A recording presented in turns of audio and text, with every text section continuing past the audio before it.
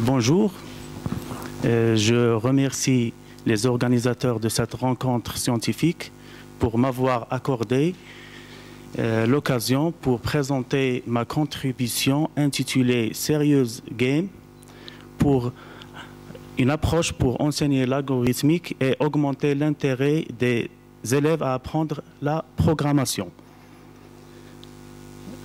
Cette présentation est le fruit va présenter les résultats préliminaires d'une expérimentation réalisée dans le cadre d'une étude doctorale encadrée par M. Hassan Dermaoui de l'Université Al-Akhawayn, le professeur Mme Qaddari de la Faculté des Sciences à Fès.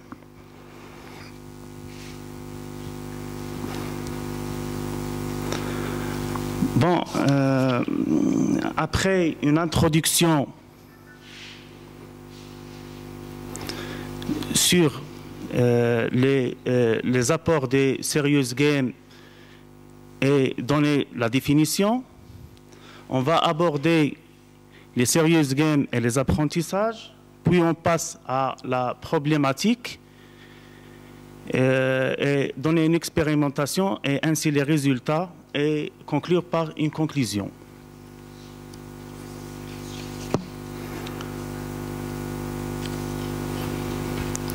Bon, comme introduction,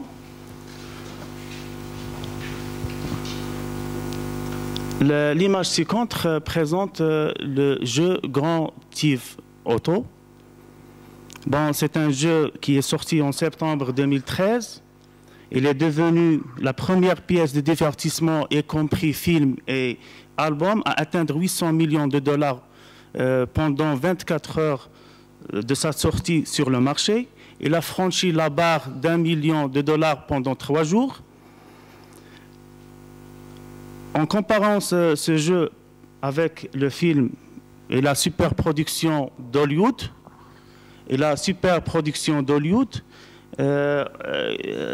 qui a pris 17 jours pour atteindre la barre d'1 billion de dollars, il apparaît que l'industrie du jeu vidéo dépasse l'industrie des films en termes de profit. Un autre exemple toujours de jeu, je pense que vous connaissez Angry Bird. Ce jeu et ses diverses incarnations a été téléchargé plus d'un milliard de fois.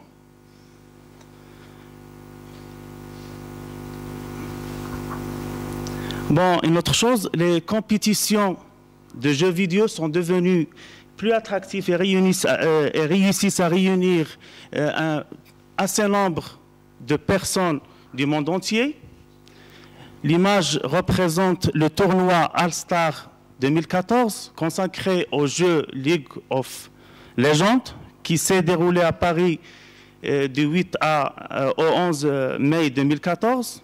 On peut mentionner plus de 27 millions de joueurs par jour qui se connectent au serveur, plus de 7,5 millions de joueurs en simultané, et la société a annoncé qu'il a dégagé un profit de 624 millions de dollars. On peut aussi ajouter qu'il y a une compétition mondiale sur les jeux vidéo qui se déroule presque il y a 11 ans. Et cette année, il y aura lieu à Paris.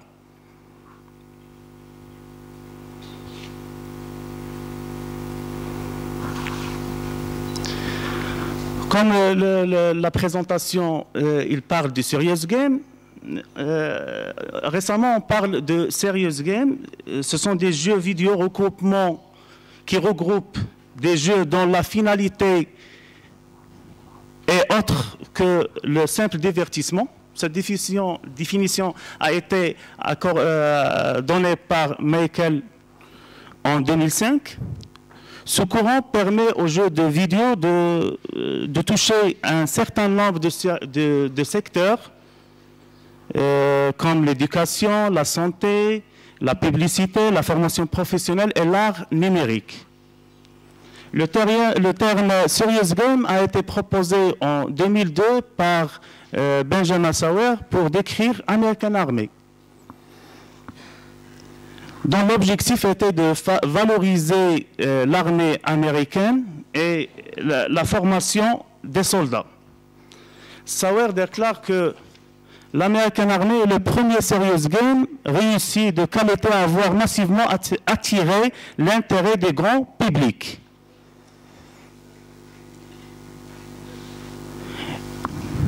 Il me paraît donc clair que les jeux vidéo font partie de la culture numérique de nos jeunes et ils sont des activités les plus demandées et les plus sollicitées par eux.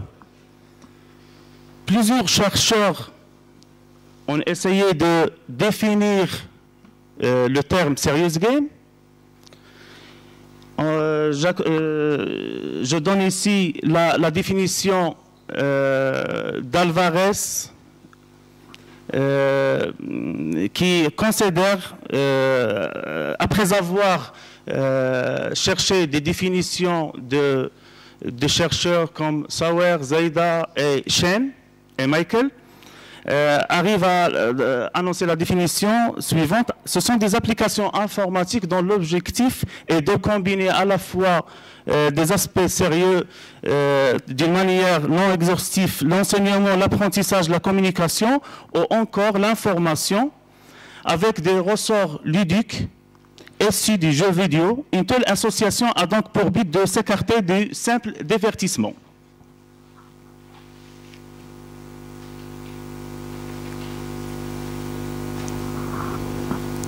Bon, ce slide aborde le serious game et apprentissage.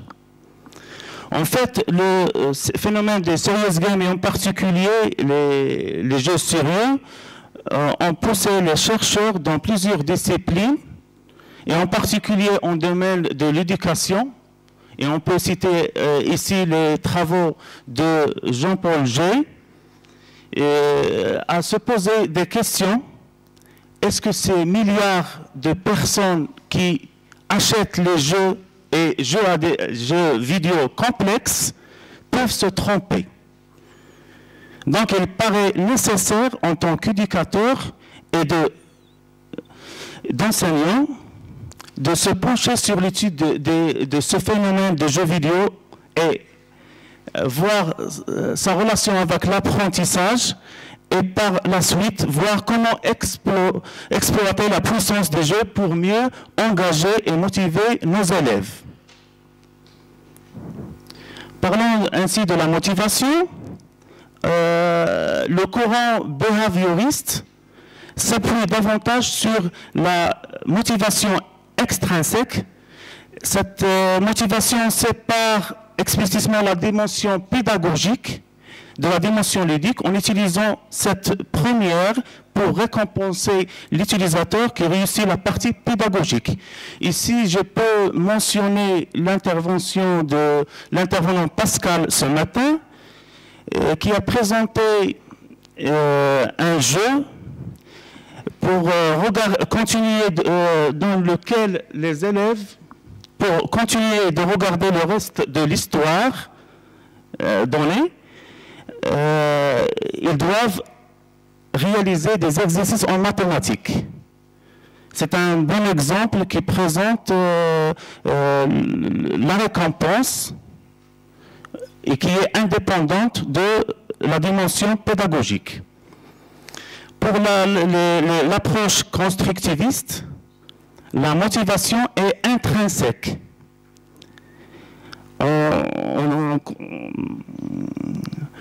Par intrinsèque, on veut dire qu'il mélange les deux dimensions de manière à ce qu'il ne soit plus possible de les distinguer et la réussite au jeu découle directement de la compréhension de contenu sérieux. Un autre terme qui est en relation avec l'apprentissage autre que la motivation, il y a la notion de flow.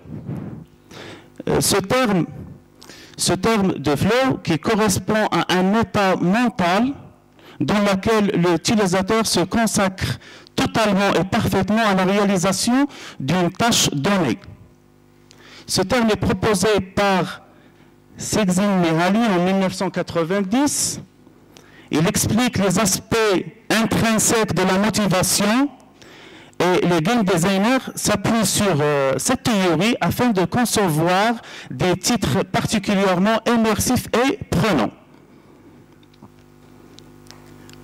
Par exemple, Genova Chen considère que le jeu doit refléter un juste équilibre entre les habilités, c'est-à-dire les capacités, et le défi challenge. Ainsi, pour garder les joueurs à l'intérieur de la zone de flow. Et on considère que plus l'élève est gardé dans cette zone, plus l'apprentissage est produit d'une façon profonde.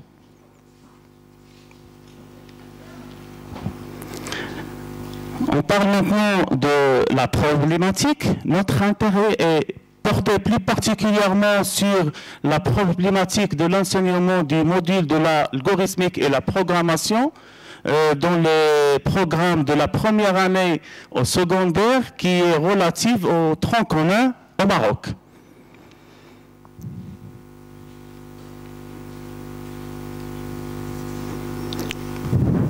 Bon, durant la recherche bibliographique effectuée, il s'est avéré qu'il y a plusieurs difficultés qui se posent lors de l'apprentissage des concepts fondamentaux de la programmation, à savoir des problèmes liés à la construction de programmes et d'algorithmes.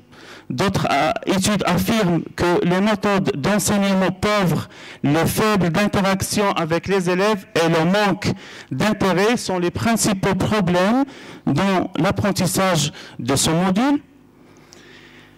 Et ce manque d'intérêt est attribué en général à ce qu'il trouve le champ de la programmation et l'algorithmique plein de concepts théoriques et techniques. Je présente ici l'interface du langage de programmation proposé par le ministère de l'Éducation, qu'on utilise le langage Pascal.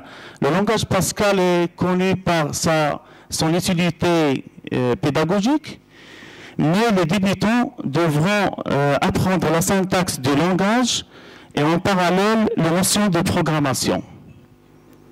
Par exemple, ici, le but de ce petit morceau de code est d'afficher le message « Bonjour tout le monde ». L'élève doit écrire les 4 lignes. S'il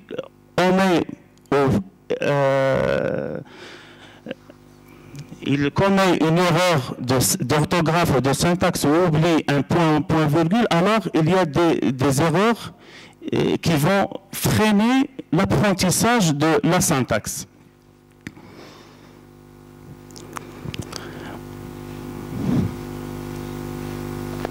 Bon, toujours dans la littérature, comme solution proposée, il y a faire évoluer l'environnement de travail des élèves. Plusieurs environnements de programmation pour débutants ont été conçus pour éviter les erreurs des débutants, comme les erreurs de syntaxe et de logique, et de directement s'intéresser à la résolution de problèmes et apprendre la démarche algorithmique. Au lieu de taper les commandes, la plupart de ces environnements utilisent des langages de programmation à base de blocs.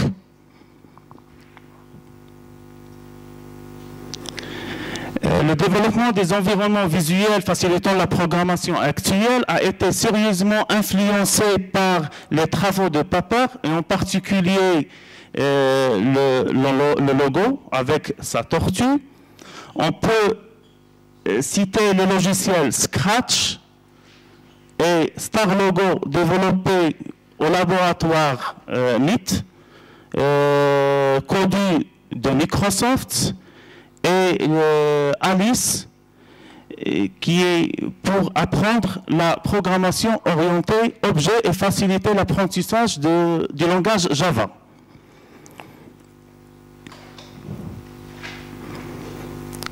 L'image ci-contre présente l'environnement de programmation à base de blocs Scratch. Il facilite la création des programmes. En intégrant, l'élève peut intégrer à la fois l'image, il peut enregistrer sa voix, faire des animations. Et ici, il n'y a pas de souci de syntaxe qui est bloquant lors de l'utilisation de langage Pascal.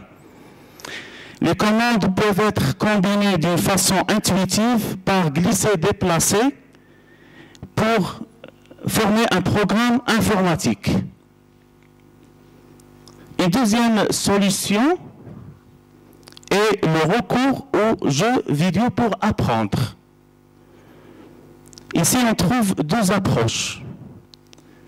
Et on s'inspire des travaux de Café qui met en évidence la première approche est basée sur l'utilisation des jeux ici. Ici, les élèves jouent à des jeux diffusant un contenu pédagogique et l'apprentissage s'appuie principalement sur la pratique des jeux. La deuxième approche, il s'appuie sur la création de jeux comme support d'apprentissage. Les élèves sont invités à créer un jeu dont la conception nécessitera l'acquisition de compétences et de savoirs souhaités par l'enseignant.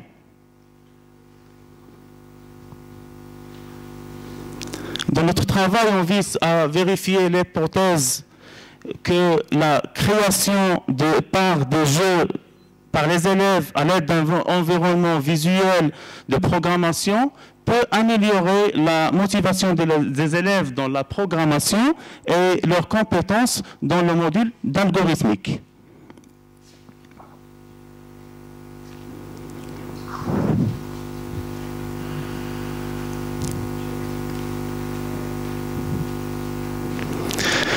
Pour la méthode utilisée, on a préconisé l'environnement de programmation Scratch.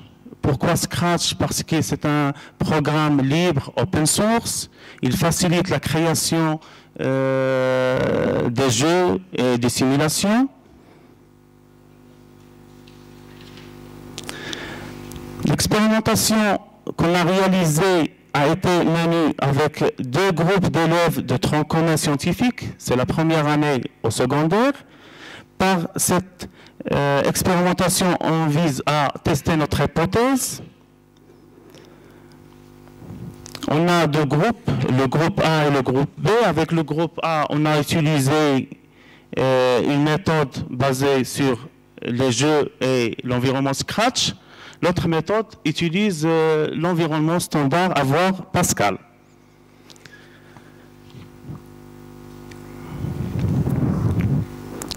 Un questionnaire de pré-test a été distribué à nos répondants pour savoir et déterminer leurs prérequis sur la programmation et identifier leurs habitudes de jeu.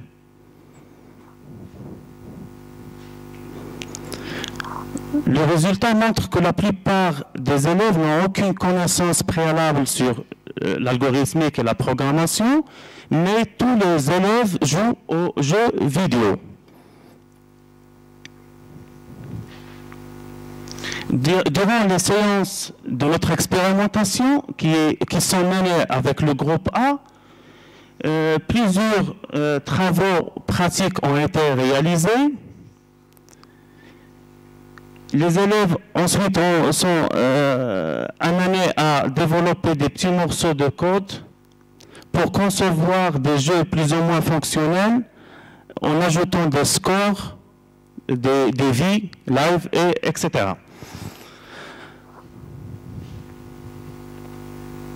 À la fin de ce module d'algorithmique, un un questionnaire a été distribué permettant de tester la motivation des élèves à poursuivre les études en algorithmique et programmation et ainsi d'identifier leur avis sur le module.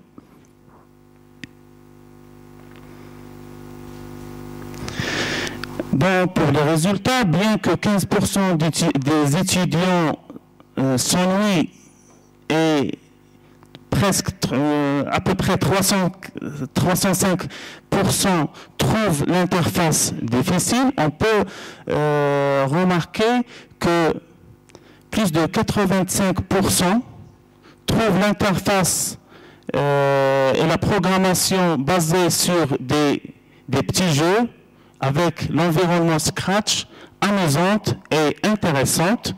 Plus de la moitié espèrent continuer leurs études en programmation, contre 10,3% pour l'environnement Scratch. Bon, pour conclure, Scratch a permis aux élèves débutants d'implémenter des animations, des jeux, aussi les rendre familiers avec les fondamentaux de la programmation. Et ici, il n'y a pas de souci avec la syntaxe.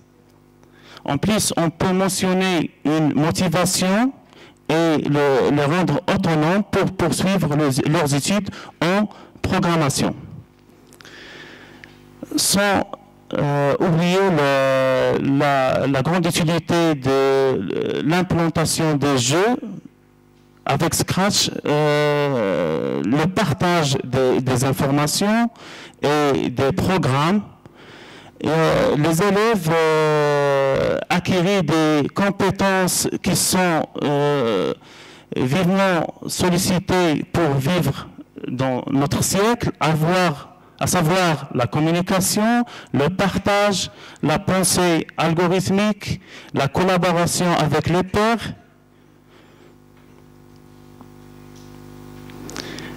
Comme perspective, on espère améliorer notre démarche tout en visant un public plus large et utiliser d'autres environnements facilitant la programmation. Et à la fin, je vous remercie. Merci à vous.